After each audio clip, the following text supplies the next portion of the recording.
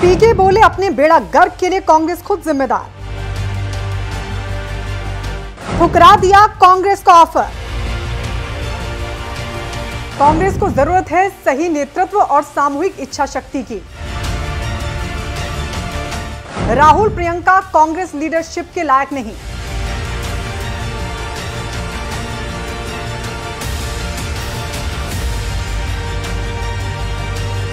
बताइए, कहां तो यह चर्चा हो रही थी कि प्रशांत किशोर कांग्रेस में जान फूंक देंगे, ऐसी रणनीति बनाएंगे कि कांग्रेस को 2024 के लोकसभा चुनाव जिताकर ही दम लेंगे। लेकिन ये क्या, पीके यानी चुनावी रणनीतिकार प्रशांत किशोर ने तो कांग्रेस की ऑफर को ही ठुकरा दिया और कांग्रेस को आईना दिखा दिया कि कांग्रेस का तो भगवान ही मालिक है। असल में हाल फिलहाल के दिनों में प्रशांत किशोर ने सोनिया गांधी, राहुल गांधी के साथ कई बैठकें की, प्रेजेंटेशन पर प्रेजेंटेशन दिए, लेकिन लगता है कि कांग्रेस की बुद्धि में पीके की बात घुसी नहीं। फिर क्या था, हो गया बंटाधार। कांग्रेस में जान फूंकने की पीके की सारी कवायद बर्बाद हो गई।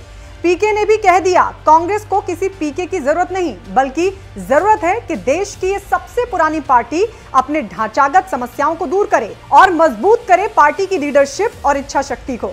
जी हां, चुनावी रणनीतिकार जो देश में बीजेपी को, बिहार में जेडीयू को, तो पश्चिम बंगाल में ममता की टीएमसी को जबरदस्त जीत दिला चुके हैं, लेकिन पीके की कांग्रेस से ही ट्यूनिंग नहीं बैठ पाई। 26 अप्रैल को जब पीके ने खुद ट्वीट कर कांग्रेस में ना जाने का ऐलान किया तो कई कयास लगने लगे। कयास ये भी लगा कि पीके कांग्रेस पर पूरा कंट्रोल चाहते हैं, इसलिए बात नहीं बनी। लेकिन एक टीवी चैनल को दिए इंटरव्यू में प्रशांत किशोर ने आखिरकार सच्चाई बता ही दी। चलिए बताते हैं आपको प्रशांत किशोर ने क्या खुलासा किया। प्रशांत किशोर ने कहा, कांग्रेस में कोई बड़ा पद लेने की उनकी कोई महत्वाकांक्षा नहीं है। कांग्रेस को दिए लीडरशिप के फॉर्मूले में ना ही राहुल गांधी आते थे और ना ही प्रियंका वाड्रा थी। जब उनसे पूछा गया कि क्या कांग्रेस को प्रशांत किशोर की जरूरत है, तो उन्होंने कहा, कांग्रेस को किसी प्रशांत किशोर की जरूरत नहीं है। मेरा कद इतना बड़ा नहीं है कि राहुल गांधी मुझे भाव दें। कांग्रेस के साथ हुई बैठकों में कांग्रेस को जो बताना था बता दिया है। आगे कांग्रेस की मर्जी है कि उसे माने या ना माने। बताया जाता है कि पीके चाहते थे कि उनके बताए सुझावों पर 10 दिनों के अंदर कांग्रेस अमल कर ले।